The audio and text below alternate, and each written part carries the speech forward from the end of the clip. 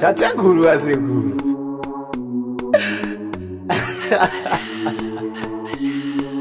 I love Kiki boy. Girengerosi ya mutuma. Baba Gendrick Shona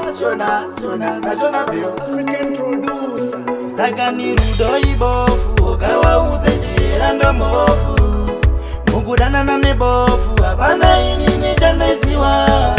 Sakani rudo ibofu Okawa uze chirando mofu Mukudana na mebofu Hapana inini chandaisiwa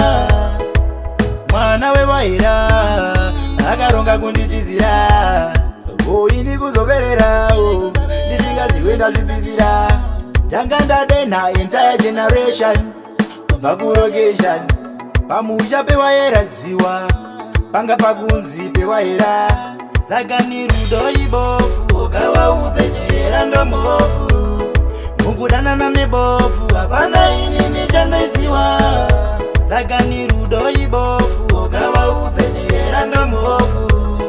Mukudana na mebofu Hapana inini chandaisiwa Nekuti mberu zatange Mwana wa marange ndatu zatange Hariwani yeye washanu Zamutange mwana wa nyashanu Ladies gwanda unga mdini Dafu ndati unga mdini Popa unga mdini Uzamutange mwana wa nyashanu Saka ni rudo ibofu Okawa udze chirando mofu Mukudana na mebofu Hapana inini chandaisiwa Saka ni rudo ibofu Okawa udze chirando mofu Mukudana na mebofu Hapana inini chandaisiwa Mwana wewaira Akaronga kunditizira Ini kuzoberera Ndisingaziwe ndazvibvizira Ndanga ndadena entire generation Kubva kurogation Pamusha pewayera ziwa Panga pakunzi pewayera